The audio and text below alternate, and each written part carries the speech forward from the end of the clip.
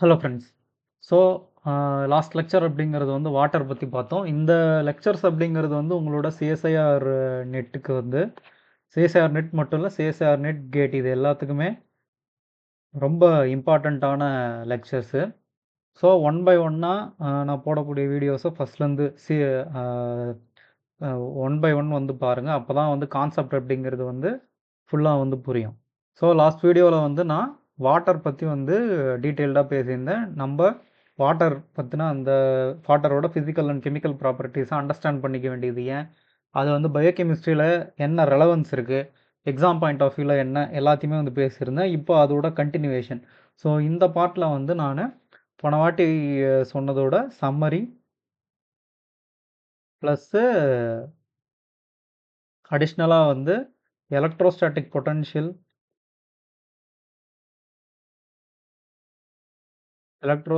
Potential, அதுக்கடுத்து வந்து அதே தான் எலக்ட்ரோஸ்டாட்டிக் பொட்டன்ஷியல் எனர்ஜி அப்படின்னா என்ன, இது ரெண்டுத்துக்கும் உள்ள டிஃப்ரென்ஸ் என்ன, இதை நாம் ஏன் அண்டர்ஸ்டாண்ட் பண்ணோம். அதுக்கடுத்து வந்து டிஃப்யூஷன், அதுக்கடுத்து ஆஸ்மோசிஸ், இது எல்லாமே வந்து பார்க்க போகிறோம். எல்லாமே வந்து சிஎஸ்ஐஆர் நெட்டு, அதுக்கடுத்து கேட் இந்த மாதிரியான எக்ஸாம்ஸுக்கு வந்து ரொம்ப இம்பார்ட்டண்ட். அது மட்டும் இல்லாமல் மற்ற பயாலஜி கான்செப்ட்ஸை, பயோகெமிஸ்ட்ரி கான்செப்ட்ஸையும் வந்து அண்டர்ஸ்டாண்ட் பண்ணணும்னா இது எல்லாமே ரொம்ப ரொம்ப important.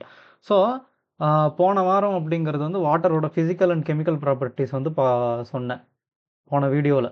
Physical and chemical properties பற்றி வந்து சொன்னேன்.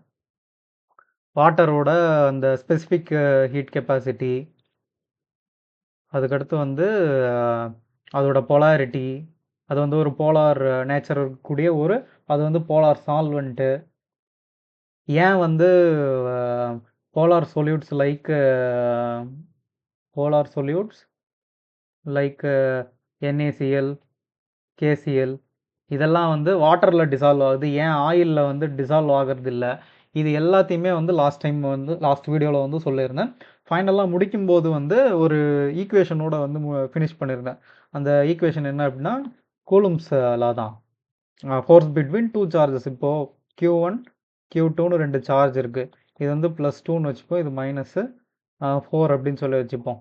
இந்த சார்ஜோட வேல்யூ, இந்த ரெண்டு சார்ஜஸ்க்கு நடுவில் இருக்கிற ஃபோர்ஸ் எவ்வளோ, இதை வந்து கூலும்ஸ் லா 12th படிச்சிருப்போம். கே அதாவது கே அப்படிங்கிறது வந்து 1/4πε0. கேங்கிறது கான்ஸ்டன்ட்டு, 1/4πε0ன்னு சொல்லுவோம்.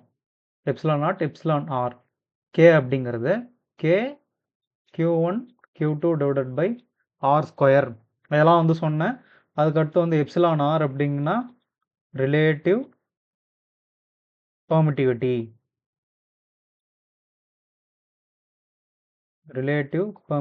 அப்படிங்கிறத வந்து சொன்னேன். ε0 அப்படிங்கிறது வந்து permittivity of free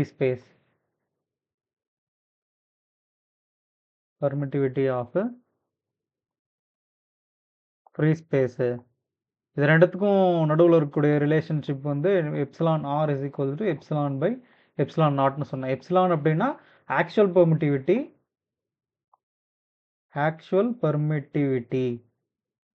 of that medium.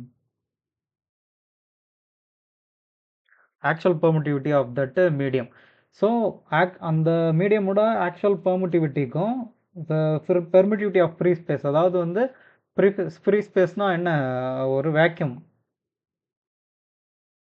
இருக்கக்கூடிய ரேஷியோ, ஆக்சுவல் பெர்மிட்டிவிட்டிக்கும் பெர்மிட்டிவிட்டி ஆஃப் ஃப்ரீ ஸ்பேஸ்க்கும் இருக்கிற ரேஷியோ தான் வந்து εr, அதாவது வந்து ரிலேட்டிவ் பெர்மிட்டிவிட்டி அப்படின்னு சொல்லிட்டு சொல்கிறோம்.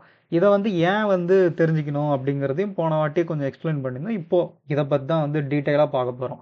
இதை பார்த்துட்டு அதுக்கடுத்து வந்து இதுலேருந்து வந்து சிஎஸ்ஐஆரில் கொஷின் அப்படிங்கிறது ப்ரீவியஸ் இயரில் கேட்டிருக்காங்க, அதையும் வந்து சால்வ் பண்ண போகிறோம். அதுக்கடுத்து வந்து ஆஸ்மோசிஸ், டிஃப்யூஷன் இந்த கான்செப்ட்குள்ளே வந்து போவோம்.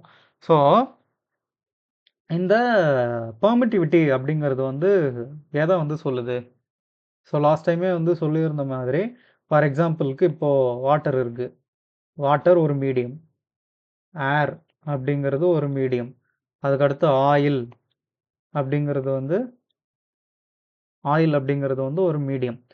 ஸோ இந்த பெர்மிட்டிவிட்டி அப்படிங்கிறது வந்து எதை சொல்லுது அப்படின்னா, ஒரு மீடியமில் சார்ஜஸை வந்து அதோட அந்த மீடியமோட சார்ஜஸ் மேலே இருக்கக்கூடிய ஷீல்டிங் கெப்பாசிட்டி மீடியம்ஸ் இல்லை எக்ஸ்டென்ட்னு சொல்லலாம். Extent to shield charges. அது வாட்டருக்கு ரொம்ப ஹை, ஆயிலுக்கு வாட்டரை கம்பேர் பண்ணும்போது ரொம்ப லோ, ஏருக்கு வந்து எப்சிலான் ஆர், அதாவது ரிலேட்டிவ் பெர்மிட்டிவிட்டி அப்படிங்கிறது வந்து எக்ஸாக்டாக வந்து 1. ஓகேங்களா? எப்சிலான் நாட் அப்படிங்கிறது வந்து பெர்மிட்டிவிட்டி ஆஃப் ஃப்ரீ ஸ்பேஸ். இது வந்து கான்ஸ்டன்ட், ஏன்னா அது வந்து வேக்யூம் இல்லையா? வேக்யூமுக்கு கான்ஸ்டண்ட்டாக தான் வந்து இருக்கும், எந்த சேஞ்சஸும் வந்து கிடையாது. வேக்யூமில் இருக்குது அப்படின்னும்போது K is equal to 1/4 epsilon நாட்டு எப்சிலான் ஆறு. வேக்யூமில் 2 சார்ஜஸ் இருக்குது. இப்போது இது வந்து ஒரு பாக்ஸ், இதுக்குள்ளே வந்து வேக்யூம் இருக்குது. இது வந்து வேக்யூம், உள்ளே வந்து ஒன்றுமே இல்லை, 2 சார்ஜஸ் வந்து இருக்குதுன்னு வச்சுப்போம். இந்த 2 சார்ஜஸ்க்கு நடுவில் இருக்கிற ஃபோர்ஸ் வந்து கண்டுபிடிக்கணும் அப்படின்னு சொல்லிட்டு சொன்னோன்னா, நான் எப்சிலான் ஆரை 1 போட்டுக்கலாம். அப்போது அது தேவையே இல்லை. ஸோ 1/4 எப்சிலான் நாட்டு அந்த 2 சார்ஜஸோட வேல்யூ போட்டு அதுக்கு நடுவில் இருக்க டிஸ்டன்ஸஸை நான் ஸ்கொயர் பண்ணேன் அப்படின்னா அந்த 2 சார்ஜஸ்க்கு நடுவில் இருக்கக்கூடிய ஃபோர்ஸ் அப்படிங்கிறது கிடச்சிரும். பட் இதே வந்து இந்த 2 சார்ஜஸும் வாட்டர் இருக்குது, வாட்டர் மீடியமில் இருக்குது. இங்கே வந்து வாட்டர் இருக்குதுன்னு வச்சுப்போம். இப்போ வந்து வாட்டர் இருக்குது. வாட்டர் இருக்குது அப்படின்னும்போது அப்போ வந்து 1ன்னு போட முடியாது. எப்சிலான் ஆர் அப்படிங்கிறது என்ன, ஃபர்ஸ்ட் லைனில் கொடுத்துருந்தேன். அட் 25 டிகிரி செல்சியஸ் வாட்டரோட எப்சிலான் ஆர் வந்து 78.5. ரவுண்ட் ஆஃப் பண்ணி 18 போட்டு சால்வ் பண்ணக்கூடிய வழக்கம் அப்படிங்கிறது வந்து உண்டு. இதே வந்து ஆயிலுக்கு வந்து 4.6. ஓகேங்களா? ஸோ இப்போ இந்த இடத்துல போடும்போது நான் எப்சிலான் ஆரை வந்து 1ன்னு போட முடியாது, வாட்டர் இருக்கும்போது. இங்கே நான் எப்சிலான் ஆரோட வேல்யூ போட்டு இந்த இடத்துல 78.5 நியர்லி ஈக்குவல் டு 80 அப்படின்னு சொல்லி போட்டு நான் வந்து சால்வ் பண்ண முடியும். இதுலேருந்து எக்ஸாக்டாக கொஷின் அப்படிங்கிறது சேஎஸ்ஆர் நெட்டில் ப்ரீவியஸ் இயரில் வந்து கேட்டிருக்காங்க. ஸோ இது ரொம்ப ரொம்ப இம்பார்ட்டண்ட். இதுக்கு மட்டும் இல்லை, ப்ரோட்டீன் ஃபோல்டிங் இதை நீங்கள் டீட்டெயிலாக புரிஞ்சிக்கணும் அப்படின்னாலுமே வந்து இது இம்பார்ட்டண்ட்டு. ஸோ அந்த ப்ராப்ளமையும் வந்து நம்ம சால்வ் பண்ணுவோம். அந்த ப்ராப்ளமை சால்வ் பண்ணுறதுக்கு முன்னாடி நான் ஒரு கான்செப்ட் வந்து சொல்கிறேன். அதை புரிஞ்சுக்கிட்டோம் அப்படின்னா நமக்கு இன்னும் பெட்டராக புரியும். ஸோ எலக்ட்ரோஸ்டாட்டிக் பொட்டன்ஷியல் அப்படின்னு ஒன்று இருக்குது. எலக்ட்ரோஸ்டாட்டிக் பொட்டன்ஷியல்னா என்னென்னா, ஃபார் எக்ஸாம்பிளுக்கு இப்போ ஒரு சார்ஜ் இருக்குது Q1, இதோட வந்து +10 கூலும்னு வச்சுப்போம். இந்த சார்ஜோட வேல்யூ +10 கூலும் அப்படின்னு வச்சுப்போம். இப்போது இந்த சார்ஜுக்கு +10 கூலும் அப்படிங்கிறது வந்து இதோடைய பொட்டன்ஷியல், அதாவது பக்கத்தில் வந்து ஒரு சார்ஜ் இருக்குது அப்படின்னா அந்த சார்ஜை அட்ராக்ட் பண்ணுறதுக்கோ இல்லாட்டி வந்து ரிப்பல் பண்ணுறதுக்கோ, ஃபார் எக்ஸாம்பிள் இந்த சார்ஜ் அப்படிங்கிறது வந்து ஒரு -5 கூலும்ப் இருக்குதுன்னு வச்சுப்போமே. இது வந்து நெகட்டிவில் -5 கூலும்ப் இருக்குது. அப்போது இந்த +10 கூலும்ப் அப்படிங்கிறது வந்து ஹையர் சார்ஜ், அதுவும் வந்து ப்ளஸில் இருக்குது. அப்போ வந்து கட்டாயமாக அட்ராக்ட் தானே பண்ணும். ஸோ ஒரு சார்ஜை அட்ராக்ட் பண்ணக்கூடிய தன்னோட பொட்டன்ஷியல் இது ஸ்டாட்டிக் தான். ஓகேவா? அது அதே இடத்துல தான் இருக்குது. பட் அதுக்குன்னு வந்து ஒரு பொட்டன்ஷியல் இருக்குது இல்லையா? அந்த பொட்டன்ஷியலுக்கு பேர் தான் எலக்ட்ரோஸ்டாட்டிக் பொட்டன்ஷியல். இல்லாட்டி ரிப்பல் கூட பண்ண முடியும். இப்போ +5 சார்ஜ் அப்படின்னா ரிப்பல் தான் பண்ண போகுது. இப்போ இந்த இடத்துல வந்து ஒரு சார்ஜ் இருக்குது, இதுக்கு +10C இருக்குது அப்படின்னா ரெண்டையுமே ரிப்பல் தான் பண்ணும். அதுதான் ஒரு சார்ஜோட இண்டிவிஜுவல் பொட்டன்ஷியல் வந்து எலக்ட்ரோஸ்டாட்டிக் பொட்டன்ஷியல்னு சொல்கிறோம். இப்போ ஃபார் எக்ஸாம்பிளுக்கு நான் வந்து 50 கேஜஸ் இருக்கேன் அப்படின்னா என்னால் வந்து 30 கேஜஸ் இருக்கக்கூடிய ஒரு பர்சனை வந்து புஷ் ஆர் புல் வந்து ஈஸியாக வந்து பண்ண முடியும். இது அந்த என்னோட கெப்பாசிட்டி அப்படிங்கிறது வந்து என்னோட அந்த ஓன் வெயிட்டு. ஃபார் எக்ஸாம்பிளுக்காக சொல்கிறேன், அந்த மாதிரி தான். தன்னோட ஓன் பொட்டன்ஷியல் அப்படிங்கிறது எலக்ட்ரோஸ்டாட்டிக் பொட்டன்ஷியல் ஒரு சார்ஜுக்கு. பட் இதே வந்து எலக்ட்ரோஸ்டாட்டிக்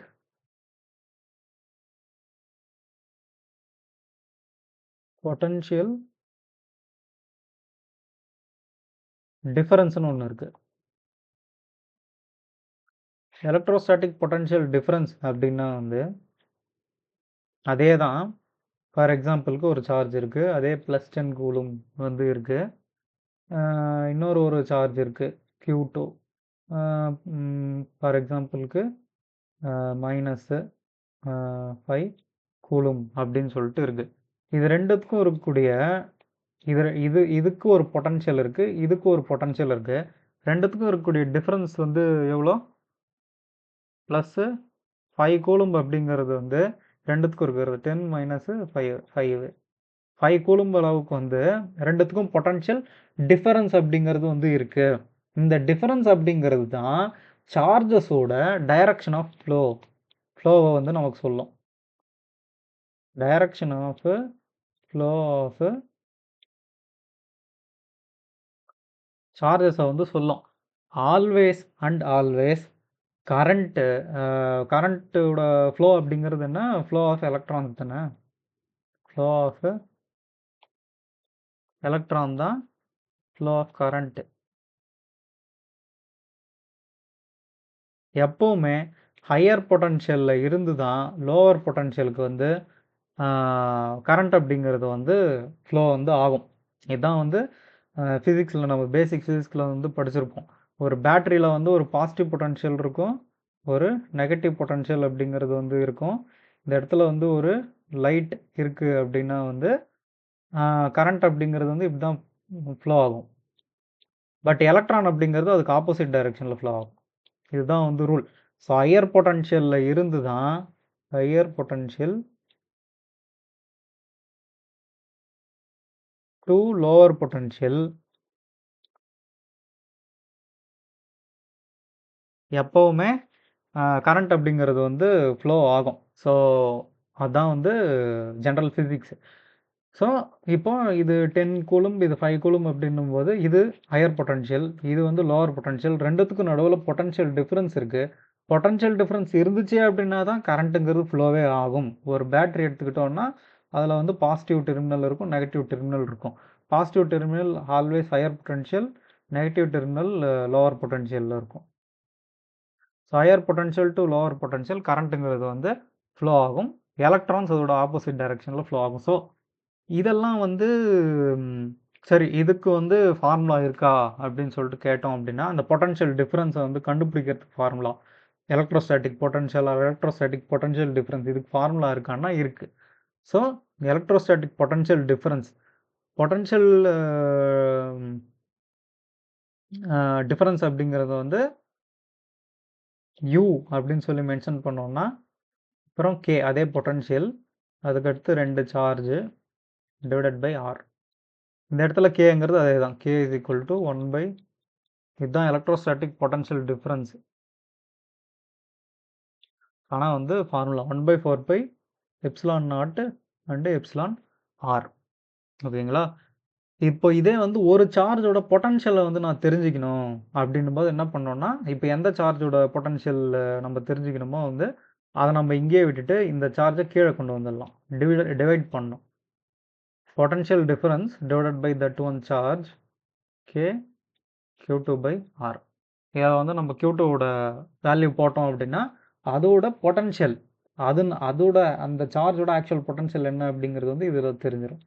இது எலக்ட்ரோஸ்டாட்டிக் பொட்டன்ஷியல், இது எலக்ட்ரோஸ்டாட்டிக் பொட்டன்ஷியல் டிஃபரன்ஸ்.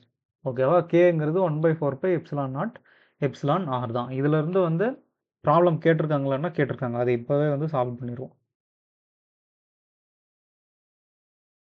ஸோ இங்கே நீங்கள் பார்த்தீங்க அப்படின்னா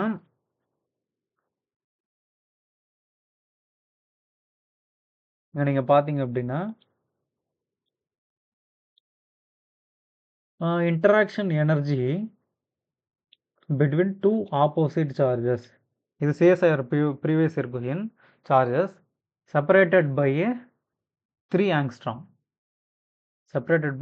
angstrom, in vacuum is 500 kilojoule per mole. அவனே வந்து கொடுத்துட்ருக்கான். ஸோ எலக்ட்ரோஸ்டாட்டிக் பொட்டன்ஷியல் டிஃபரன்ஸ், இன்னொன்னையும் சொல்லிடுறேன், இந்த எலக்ட்ரோஸ்டாட்டிக் பொட்டன்ஷியல் டிஃபரன்ஸை எலக்ட்ரோஸ்டாட்டிக் பொட்டன்ஷியல் எனர்ஜின்னு சொல்லலாம். நான் முன்னையே அதை எக்ஸ்பிளைன் பண்ணிடுறேன் ஒரு வாட்டி. ஸோ பாசிட்டிவ் டெர்மினலுக்கும் நெகட்டிவ் டெர்மினலுக்கும் நடுவில் இருக்க டிஃப்ரென்ஸை எலக்ட்ரோஸ்டாட்டிக் பொட்டன்ஷியல் டிஃப்ரென்ஸ்னு சொன்னேன். அதை வந்து பொட்டன்ஷியல் எனர்ஜின்னு சொல்லலாம். Because higher terminal to lower terminal வந்து ஃப்ளோ ஆகிறது. இது சிம்பிளாக சொல்லணும்னா வந்து நான் முன்ன சொன்ன தெர்மோடைனமிக்ஸில் அந்த பால் ஸ்டோரி மாதிரி தான். அதை வந்து பார்த்துருங்க. பார்த்தா இதெல்லாம் இன்னும் பெட்டராக வந்து புரியும். அந்த பாலுங்கிறது வந்து மேலே இருக்குது. அப்போது அந்த இடத்துல வந்து கீழே வந்து கிராவிடேஷன் அதை இழுக்குது. ஸோ மேலேருந்து வந்து கீழே வந்து ஃப்ளோ ஆகுது. பொட்டன்ஷியல் எனர்ஜி அப்படிங்கிறது கைனட்டிக் எனர்ஜியாக கன்வெர்ட் ஆகுது. இது வந்து பொட்டன்ஷியல் எனர்ஜி அந்த சிஸ்டமில் ஸ்டோர் ஆகி இருக்குது. அதே மாதிரி அந்த சிஸ்டமில் அந்த பேட்டரியில் பொட்டன்ஷியல் எனர்ஜிங்கிறது ஸ்டோர் ஆகிருக்கு. ஓகேவா? ஸ்டோர் ஆகியிருக்கு. அந்த பொட்டன்ஷியல் எனர்ஜி அப்படிங்கிறது வந்து என்னது எலக்ட்ரோஸ்டாட்டிக் பொட்டன்ஷியல் எனர்ஜி. அது வந்து கரண்ட்டாக வந்து கன்வெர்ட் ஆகுது. அது வந்து லைட் எனர்ஜியாக வந்து கன்வெர்ட் ஆகுது. நம்ம வந்து ஒரு ஒரு ஃபார் எக்ஸாம்பிள் ஒரு பேட்டரி இருக்குது. ப்ளஸ்ஸு மைனஸு இந்த இடத்துல வந்து ஒரு பேட்டரி இந்த இடத்துல ஒரு பல்ப் கனெக்ட் பண்ணிட்டோம்னா இந்த பேட்டரியில் வந்து எலக்ட்ரோஸ்டாட்டிக் பொட்டன்ஷியல் எனர்ஜி வந்து ஸ்டோர் ஆகி இருக்குது. நான் இந்த 2 டெர்மினல் பாசிட்டிவ் நெகட்டிவ் டெர்மினலை கனெக்ட் பண்ணுறேன். நடுவில் ஒரு பல்ப் வச்சு கனெக்ட் பண்ணுறேன். எலக்ட்ரோஸ்டாட்டிக் பொட்டன்ஷியல் எனர்ஜி லைட் எனர்ஜியாக கன்வெர்ட் ஆகுது. அதுதானே எனக்கு லைட் எரியுது. காரணம் ஹையர் பொட்டன்ஷியல்லேருந்து லோவர் பொட்டன்ஷியலுக்கு கரண்ட் அப்படிங்கிறது வந்து ஃப்ளோ ஆகுது. சேம் இங்கேயும் வந்து அதே தான். இந்த இடத்துல வந்து பால் வந்து அந்த மலைக்கு மேலே இருக்குது. அந்த இடத்துல பொட்டன்ஷியல் எனர்ஜி வந்து ஸ்டோர் ஆகியிருக்கு. பொட்டன்ஷியல் எனர்ஜி கைனட்டிக் எனர்ஜியாக கன்வெர்ட் ஆகுது. எப்போ பால் மேலேருந்து கீழே விழுகும் பொழுது. இது வந்து எலக்ட்ரோஸ்டாட்டிக் பொட்டன்ஷியல் எனர்ஜி. இது வந்து ஜஸ்ட்டு இது real world physics.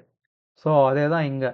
The interaction energy between 2 opposite charges separated by 3 angstrom in a vacuum is -500 kilojoule per mole. அதாவது அவங்க சொல்கிறது வந்து அந்த U is equal to K Q1 Q2 by R அப்படின்னு சொல்லிட்டு சொன்னேன் இல்லையா? அதில் அவங்க சொல்கிறது வந்து இந்த யூவோட வேல்யூ சொல்கிறாங்க. அதாவது -500 கிலோ ஜூல் பெர் மோல் அப்படின்னு சொல்லிட்டு சொல்கிறாங்க. The interaction of energy between this 2 charges in water. இப்போ மீடியமை மாற்ற சொல்கிறாங்க. ஒரு மீடியமில் இருக்குது, அதாவது வேக்யூமுங்கிற மீடியமில் இருக்குது. வேக்யூமுங்கிற மீடியாவில் இருந்து வாட்டர் மீடியாவுக்கு வந்து கன்வெர்ட் பண்ணுறாங்க. இப்போது நான் ஃபஸ்ட்டு சொன்னதை வந்து ப்ராப்பராக கவனிச்சிங்கன்னா இதுக்கு வந்து சொல்லலாம். K is equal to 1/4 epsilon naught epsilon ஆறு. இருங்க அடுத்த பேஜில் போடுறேன்.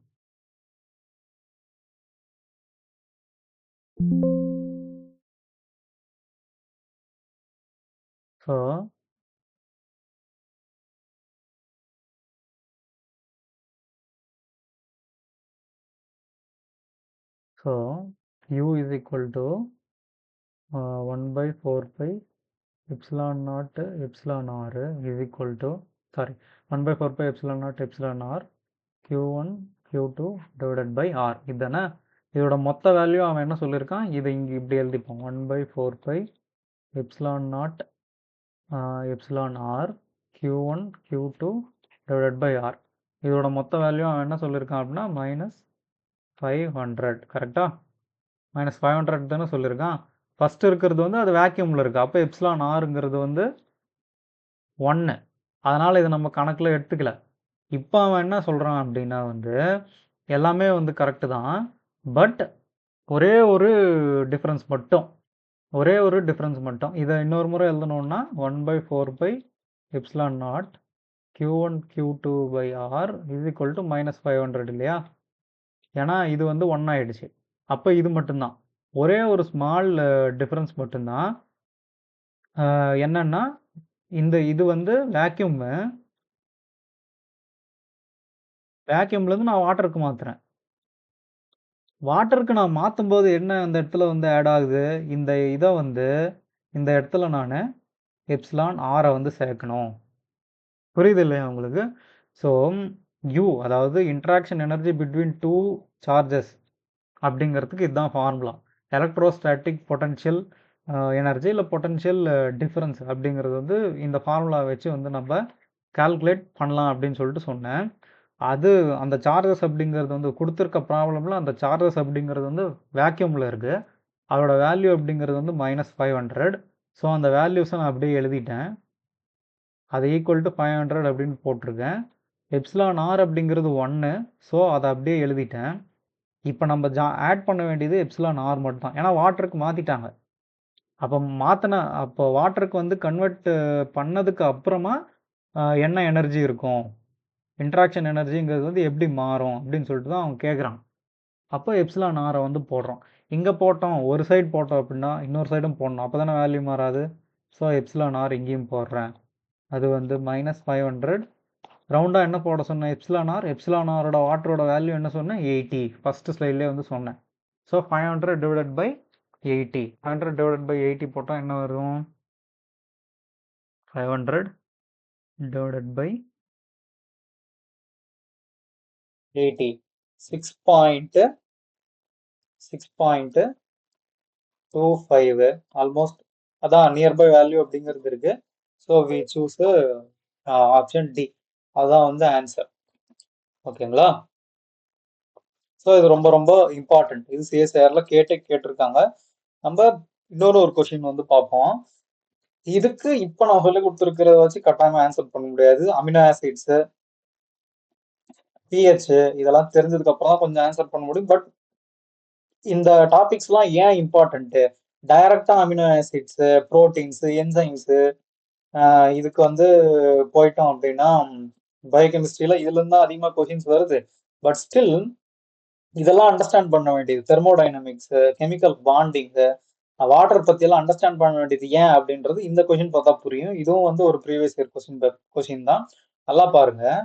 So following observations are made on 30 residue polypeptide. பாலிபெப்டைடுங்கிறது வந்து amino acid chain. Unordered structure is observed in water. Unordered structure is observed in water, but a helical conformation is observed in a medium of low dielectric constant. Low dielectric constant வந்து எது, நம்மளோட கேஸ்ல நான் சொன்ன example அப்படிங்கிறது oil.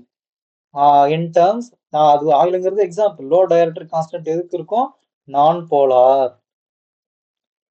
அப்போ polarity, நான் polarity, dielectric constant, epsilon, இதை பத்தின ஐடியாலாம் வந்து இருக்கணும். இருந்தா தான் வந்து அமினோ ஆசிட்ஸ்ல இருந்து, இப்போ இது வந்து புரோட்டீன்ஸ் கொஸ்டின் தான். அன்ஆர்டர்ட் ஸ்ட்ரக்சர், ஹெலிக்கல், இதெல்லாம் வந்து அமினோ ஆசிட் தான். பட் அந்த ஐடியா வந்து இருந்தா தான் இதை வந்து சால்வ் பண்ண முடியும். புரியுது இல்லையா? The peptide is resistant to degradation by proteases. அதுக்கடுத்து வந்து red blood cells are lysed by the peptide. beta mercaptoethanol has no effect on the peptide structure. இதெல்லாம் என்ன ஏது அப்படிங்கிறது வந்து நான் அடுத்த அமினோ ஆசிட்ஸ் வந்து நடத்தும் போது டெஃபினட்டா சொல்லுவேன். இங்க பாருங்க, ஆப்ஷன்ஸ்ல பாருங்க. ஆம்பிபேத்திக் அப்படிங்கிறது வந்து டிட்டர்ஜென்ட். ஆம்பிபேத்திக்னா போத் போலார் நான் போலார் மாலிக்யூலுங்கிறது இருக்கு, போலார் நான் போலார். இதெல்லாம் வந்து செல் மெம்பரன்ஸ் பத்தி நடத்தும் போது இதை பத்தி இன்டெப்தா வந்து நடத்துவேன். So unordered structure is observed in water அப்படின்னா என்ன அர்த்தம், வாட்டர்ல அது வந்து புரோட்டீன் ஃபோல்ட் ஆகல. வாட்டர்ல, in water protein didn't fold. வாட்டர்ல புரோட்டீன் ஃபோல்ட் ஆகல, பட் ஆயில்ல புரோட்டீன் ஃபோல்ட் ஆயிருக்கு. ஐ மீன் ஆயில் நான் சொல்றது, நான் ஒரு நான் போலார் மீடியம்ல புரோட்டீன் ஃபோல்ட் ஆகி இருக்கு. அப்போ அந்த புரோட்டீனோட நேச்சர் வந்து என்னவாக இருக்கும்? இந்த லெக்சர் பார்க்குறவங்க உங்களுக்கு ஆல்ரெடி இதை பற்றின ஐடியா இருந்தது அப்படின்னா வந்து கீழே போடுங்க. நான் இதை பற்றி டீப்பாக நடத்தும் போது இதை வந்து சொல்கிறேன். இப்போ இதை வந்து உங்களோட கன்சிடரேஷனுக்கே நான் வந்து விட்டுறேன். ரைட், நெக்ஸ்ட் நான் பார்க்க போகிற கான்செப்ட் அப்படிங்கிறது வந்து ஆஸ்மோசிஸ். ஆஸ்மோசிஸ், அதுக்கடுத்து டிஃப்யூஷன், இதெல்லாம் வந்து பார்க்க போகிறோம். ஸோ இதெல்லாம் வந்து ஏன் தெரிஞ்சுக்கணும் அப்படின்னா, இப்போ ஃபார் எக்ஸாம்பிளுக்கு ஒரு செல் இருக்கு. we have a cell. செல் இருக்கு அப்படின்னா அதுல நிறைய மா சில minerals like sodium, calcium, potassium இதெல்லாம் வந்து உள்ள போகும். சம்டைம்ஸ் வந்து வெளியில வந்து வரும். வாட்டர் வந்து உள்ள போகும். குளுக்கோஸ் வந்து உள்ள போகும், வெளியே வரும். கேசஸ் உள்ள போகும், வெளியே வரும். இதெல்லாம் வந்து எந்த மெத்தட் வழியா போகும் வரும் அப்படிங்கறத வந்து செல் பயாலஜில வந்து மெம்பரேன் டிரான்ஸ்போர்ட் பத்தி நான் நடத்தும் போது வந்து இன்டெப்தா நடத்துறேன். பட் இப்போ இந்த பேசிக் கான்செப்ட்ஸ் வந்து தெரிஞ்சுப்போம். டிஃப்யூஷன். டிஃப்யூஸ்னா என்ன?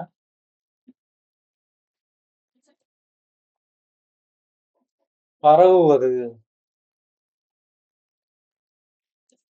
அப்படிங்கிற மாதிரி மீனிங்ல தான் வந்து வரும். டிஃப்யூஸ் ஆகுறது அப்படின்னு சொல்லிட்டு சொல்றோம். ஜென்ரலா டிஃப்யூஷன் அப்படிங்கிறது வந்து டவுன் தி டெஃபினிஷன் சொல்றேன். டவுன் தி கான்சன்ட்ரேஷன் gradient அப்படின்னு சொல்லலாம். A solute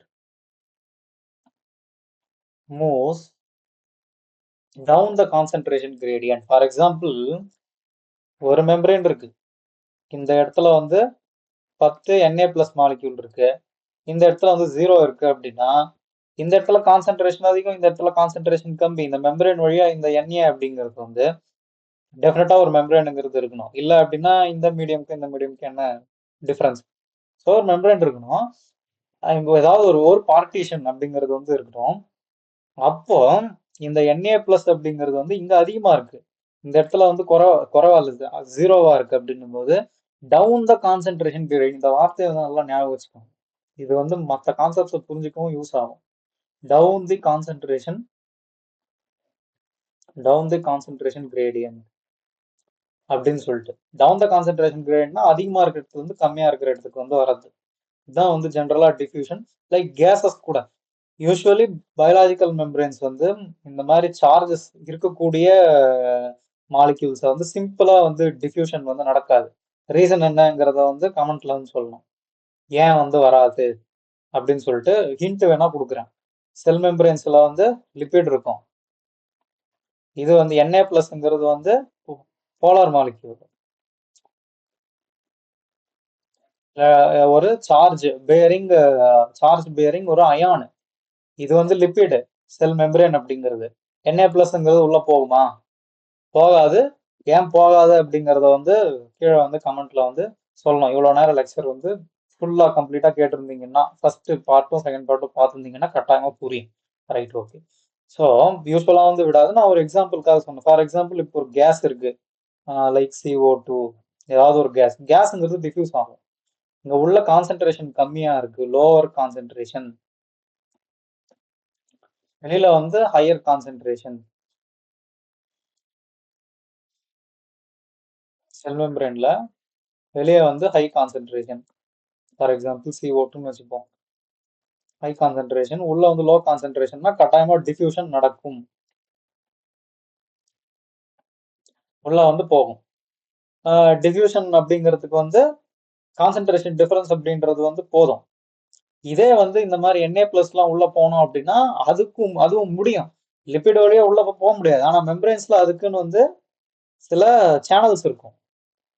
சேனல்ஸ் வழியா Na பிளஸ் வந்து உள்ள போகும். Na பிளஸோ கே பிளஸோ டிபெண்ட்ஸ். சாரி, கே பிளஸ் அந்த மாதிரி இல்ல H2O. தண்ணி வந்து முதல்ல அப்படியே போக முடியுமா? வாட்டர் வந்து செல் மெம்பரேன் வழியா போக முடியுமா? கட்டாயமா போக முடியாது. வாட்டர் வந்து ஒரு போலார் மாலிக்யூல். மெம்பரேன் அப்படிங்கிறது வந்து லிப்பிட். கட்டாயமா போக முடியாது. வாட்டருக்கே வந்து சேனல்ஸ் வேணும். அந்த சேனல்ஸ் பேர் என்ன சொல்லுவோம்? Aquaporin. Very very important in terms of CSIR. ஆக்வா போரின்ஸ்ல ஸ்பெசிஃபிக்கா எந்த அமினோ ஆசிட்ஸ் வந்து அந்த பொசிஷன்ல இருக்கும், எது வாட்டர் அலோவ் பண்ணுது அப்படிங்கறத வந்து பாத்துக்கணும். அதெல்லாமே வந்து நான் மெம்பரேன் டிரான்ஸ்போர்ட்ல கட்டாயமா இன்டெப்தா நடத்துறேன். இப்போ டிஃப்யூஷன் அப்படிங்கிறது வந்து டவுன் த கான்சென்ட்ரேஷன் கிரேடியன்ட்.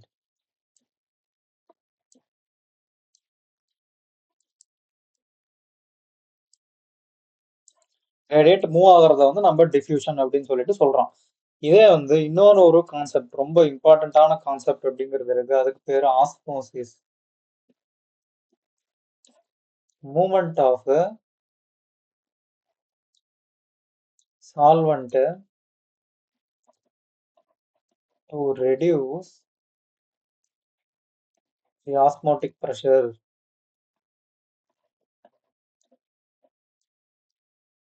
இதை வந்து அண்டர்ஸ்டாண்ட் பண்றதுக்கு முன்னாடி ஒரு சின்ன கான்செப்ட் அண்டர்ஸ்டாண்ட் பண்ணிக்கலாம். ஸோ இப்போ ஒரு பீக்கர் இருக்கு, அதுல வந்து வாட்டர் இருக்கு. இந்த பீக்கர்ல நான் 10 கிராம் NaCl ஆட் பண்றேன். இன்னொரு ஒரு பீக்கர் இருக்கு, அதுல வாட்டர் இருக்கு. இதுல வந்து நான் 20 கிராம் NaCl ஆட் பண்றேன். இந்த 10 கிராம் இருக்கிற NaCl வாட்டருக்கும் 20 கிராம் இருக்கிற NaCl வாட்டருக்கும் கான்சென்ட்ரேஷன் டிஃபரன்ஸ். ரெண்டுத்துலயும் வாட்டர் ஒரே அளவில் இருக்கு. Water is equal. இங்கேயும் வந்து 50 இல்ல 500 ml, இங்கேயும் வந்து 500 ml அப்படின்னு வச்சுக்கிட்டோம்னா இங்க கான்சென்ட்ரேஷன் குறைவு, இங்க கான்சென்ட்ரேஷன் அதிகம். ஏன்னா NaCl அதிகமா போட்டிருக்கோம். இப்போ இந்த ஆஸ்மோட்டிக் ப்ரெஷர் அப்படிங்கிற கான்செப்டை வந்து அண்டர்ஸ்டாண்ட் பண்றதுக்கு அதெல்லாம் சொல்றேன். இப்போ இந்த ரெண்டு இடத்துல ஆஸ்மோட்டிக் ப்ரெஷர் எந்த இடத்துல அதிகமா இருக்கும் அது தெரிஞ்சுக்கணும்னா இப்போ இன்னொரு ஒரு சின்ன கான்செப்ட். இப்போ இந்த இடத்துல வாட்டர் இருக்கு, அதாவது H2O. இது பார்ஷியலி பாசிட்டிவ், இது பார்ஷியலி நெகட்டிவ், இது பார்ஷியலி பாசிட்டிவ். இப்போ NaCl, Na plus Cl minus, Cl minus. ஓகேவா? இந்த இடத்துலயும் அதே தான். H Na plus Cl minus, Cl minus. இது பார்ஷியலி நெகட்டிவ். இந்த hydrogen partially positive, partially positive. Water lecture first வந்து பார்த்தா தான் இது வந்து கட்டாயமா புரியும். நான் ஏன் இங்க பார்ஷியல் பாசிட்டிவ் பார்ஷியல் நெகட்டிவ்லாம் போடுறேன் அப்படிங்கிறது அந்த லெக்சர் பார்த்துட்டு இந்த லெக்சர் வந்து பாருங்க. ரைட். ஸோ இந்த சிஎலுக்கு வந்து நெகட்டிவ் சார்ஜ் இருக்கு. அது இந்த ஹைட்ரஜனோட வந்து எப்படி சொல்றது, எலக்ட்ரோஸ்டாட்டிக் இன்ட்ராக்ஷன்ல வந்து ஈடுபடும். இது பாசிட்டிவ், இது நெகட்டிவ். இது வந்து பாசிட்டிவ், இது இந்த ஆக்சிஜன் அப்படிங்கிறது வந்து பார்ஷியலி நெகட்டிவ். இப்போ இந்த என்ஏவும் இந்த சிஎல்லும் இந்த வாட்டரோட ஃப்ரீ மூவ்மெண்ட், அதாவது இந்த NaCl மிக்ஸ் பண்றதுக்கு முன்னாடி இந்த வாட்டர் மாலிக்யூல் அப்படிங்கிறது வந்து அது பாட்டுக்கு ஃப்ரீயா போயிட்டு வந்துட்டு இருக்கும். அதோட மூவ்மெண்ட் அப்படிங்கிறது வந்து அன்செக்டு இல்லையா? பட் NaCl ஆட் பண்ணதுக்கு அப்புறமா இந்த NaCl அப்படிங்கிறது வந்து இந்த வாட்டர் மாலிக்யூலோட இன்டராக்ட் பண்ணுதா இல்லை? இன்டராக்ட் பண்ணுது தானே. இப்போ இந்த இடத்துல 10 கிராம் போட்டேன், அப்போ இந்த இடத்துல இருக்கக்கூடிய அந்த வாட்டர் மாலிக்யூல்ஸோட அந்த ஃப்ரீ ஃப்ளோக்கும் இங்க 20 கிராம் போட்டேன், இந்த இடத்துல இருக்கக்கூடிய அந்த வாட்டர் மாலிக்யூல்ஸோட அந்த ஃப்ரீ ஃப்ளோக்கும் வித்தியாசம் இருக்குமா இருக்காதா? டெஃபினட்டா ஹையர் கான்சென்ட்ரேஷன் இருக்கக்கூடியதுல ஃப்ரீ ஃப்ளோங்கிறது இன்னுமே வந்து கம்மியா தான் இருக்கும். இதை நீங்க நல்லா எங்க அப்சர்வ் பண்ணலாம் அப்படின்னா, சக்கரை பாகு எப்பயாவது வந்து வீட்டில் ப்ரிப்பேர் பண்றத வந்து எக்ஸ்பீரியன்ஸ் பண்ணி பார்க்கலாம். வெறும் தண்ணி அப்படிங்கிறது வந்து எவ்வளவு ஃப்ரீ ஃப்ளோவா போகும்.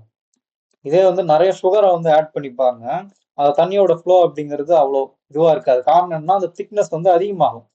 அந்த ஃப்ரீ ஃப்ளோ வந்து கண்ட்ரோல் பண்ணுது இல்லையா? அதுதான் வந்து நம்ம ஆஸ்மோட்டிக் ப்ரெஷர்னு சொல்றோம். பட் இது வந்து ஒரு ரிலேட்டிவ் டேர்ம், ஆஸ்மோட்டிக் ப்ரெஷர் அப்படிங்கிறது. இதுக்கு இவ்வளவு ப்ரெஷர் இருக்கு அப்படின்னா இதை விட கம்மியா ப்ரெஷர் வேற ஒண்ணு இருக்கு. அதோட நம்ம இதை வந்து கம்பேர் பண்ணோம். புரியுற மாதிரி சொல்றேன். இந்த 20 கிராம் NaClக்கு இந்த 10 கிராம் ஆஃப் NaCl விட அதிகமான ஆஸ்மோட்டிக் ப்ரெஷர் இருக்குன்னு சொல்லலாமே தவிர, தனியா வந்து இந்த இதை வந்து நம்ம எடுத்துக்கிட்டு 20 கிராம் போட்டு இதுல ஆஸ்மோட்டிக் ப்ரெஷர் இவ்வளவு இருக்கு அப்படின்னு சொல்லிட்டு சொல்ல முடியாது. இதை கம்பேர் பண்ணும்போது இங்க அதிகமா இருக்கு அப்படிதான் வந்து சொல்ல முடியும். It's a comparative term. இதுக்கு நீங்க அந்த ஃபேமஸ் எக்ஸ்பெரிமெண்ட்டை வந்து பார்க்க முடியும்.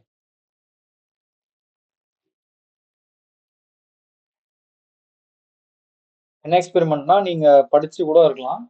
ஃபார் எக்ஸாம்பிளுக்கு ஒரு பீக்கர் இருக்கு, அந்த இடத்துல வந்து நாம வந்து ஒரு இந்த மாதிரி ஒரு கிளாஸ் சம்திங் இல்ல, ஃபர்ஸ்ட் ஒரு கிளாஸ் இந்த பைப் மாதிரி ஒன்று எடுத்துக்கிட்டு இந்த இடத்துல வந்து கோட்டோட அந்த அந்த ஸ்கின் இதை வந்து கட்டிட்டு உள்ள வந்து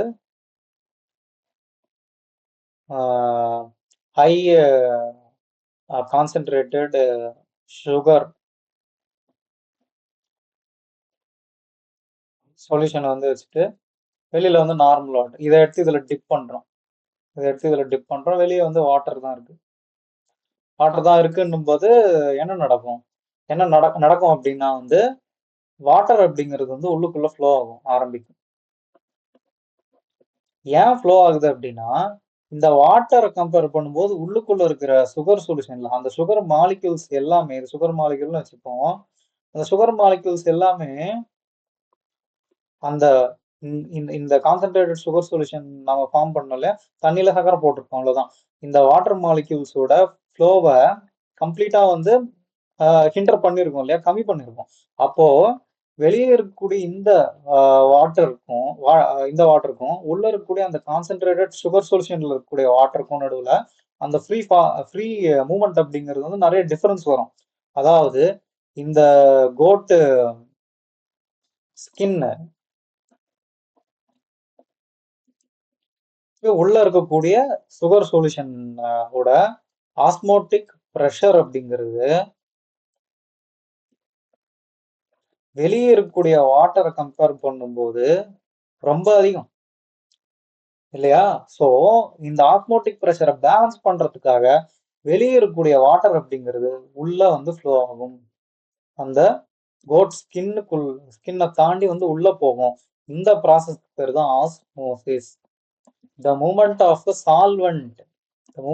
சால்வெண்ட் வாட்டர் தானே மூவ் ஆகுது வெளியில இருந்து உள்ள. ஸோ அந்த கோட் ஸ்கின்குள்ள இருக்கக்கூடிய அந்த கான்சென்ட்ரேட்டட் சுகர் சொல்யூஷன்ல ஆஸ்மோட்டிக் ப்ரெஷர் அப்படிங்கிறது வந்து ரொம்ப அதிகமா இருக்கும் compare to the outer environment. அப்போ வாட்டர் அப்படிங்கிறது வந்து உள்ளுக்குள்ள வந்து மூவ் ஆகும். ஓகேவா? ஸோ இப்போ ஃபார் எக்ஸாம்பிளுக்கு ஒரு ஃபிஷ் இருக்கு அப்படின்னா கடல்ல இருக்கக்கூடிய ஃபிஷ் அப்படிங்கிறது வந்து வெளியில இருக்கக்கூடிய வாட்டர் அப்படிங்கிறது வெளியில இருக்கக்கூடிய வாட்டர் அப்படிங்கிறது சால்ட்டி என்விரான்மெண்ட் தான். அப்போ ஒரு ஃபிஷ் அப்படிங்கிறது வந்து நான் உடம்புக்குள்ள நிறைய சால்ட்ஸை வந்து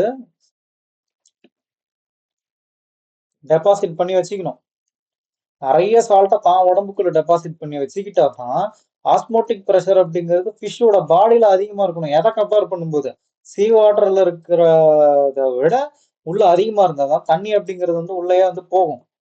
இல்லை அப்படின்னா இதோட ஃபிஷ்ஷோட உடம்புல சால்ட் கான்சென்ட்ரேஷன் வந்து சீ வாட்டரை கம்பேர் பண்ணும்போது கம்மியா இருந்ததுன்னா என்ன நடக்கும்? தண்ணி ஃபிஷ்ஷோட உடம்புல இருந்து வெளியே வந்து ஃபிஷ் ட்ரை ஆகி இறந்துடும். புரியுது இல்லையா? ஃபார் எக்ஸாம்பிளுக்கு இப்ப அதே ஃபிஷ் வந்து ஃப்ரெஷ் வாட்டர்ல இருக்கு. ஃப்ரெஷ் வாட்டர்ல வந்து ஒரு ஃபிஷ் இருக்கு.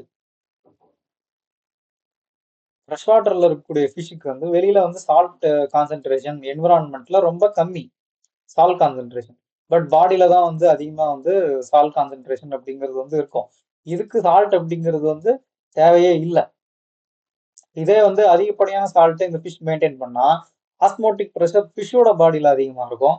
தண்ணி எல்லாம் உள்ள போக ஆரம்பிச்சு அந்த ஃபிஷ் வந்து என்ன ஆகும்? பர்ஸ்ட் தான் வந்து ஆகும். இந்த ப்ரொசீஜரை நாம ஒரு இடத்துல வந்து யூஸ் பண்றோம்.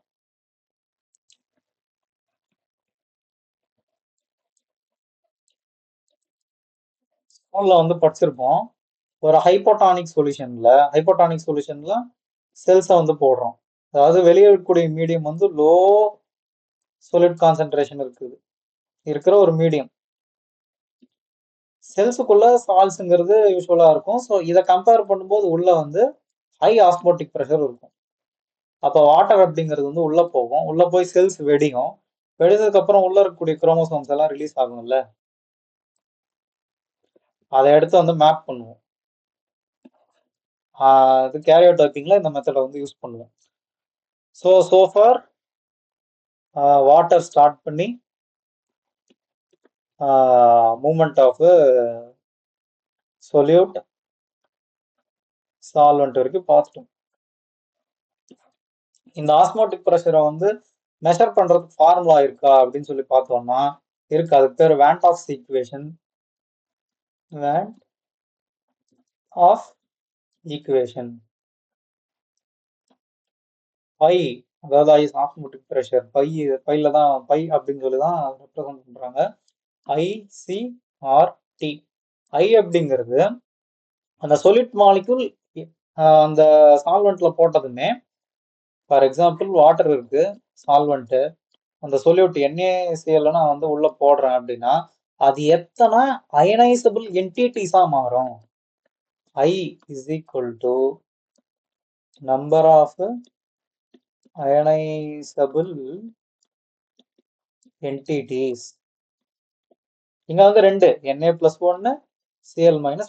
ஸோ I அப்படிங்கிறது வந்து இந்த இடத்துல 2. இதே வந்து நான் ஒரு சுகர் மாலிக்யூல் போடுறேன்னு வச்சுக்கோங்க, குளுக்கோஸ், அது வந்து அயனைஸ் ஆகாது. அது வந்து ஒன்னே ஒன்று தான். I ஃபார் குளுக்கோஸ் அப்படிங்கிறது வந்து ஒன்னே ஒன்று தான். ஸோ ஐங்கிறது அது, சிங்கிறது கான்சென்ட்ரேஷன் ஆஃப் சொல்யூட். கான்சென்ட்ரேஷன் அப்படிங்கிறது இது நான் 10 கிராம் போட்டேன் அப்படின்னா கான்சென்ட்ரேஷன் அதுக்கேற்ற அளவு தான் இருக்கும். 500 ml 10 கிராம் இதை போட்டோம்னா 10 கிராம் per 500 ml போட்டோம்னா கான்சென்ட்ரேஷன் அப்படிங்கிறது கிடைக்கும். அது கான்சென்ட்ரேஷன். ஆறுங்கிறது universal gas constant. Universal gas constant. இது என்ன அப்படிங்கிறது வந்து கூகுள் பண்ணி கீழே வந்து போடுங்க. Universal gas constant. Temperature in Kelvin. Temperature in Kelvin இதை போட்டோம்னா ஆஸ்மோட்டிக் ப்ரெஷர் அப்படிங்கிறது வந்து கிடைச்சிரும். ரைட்.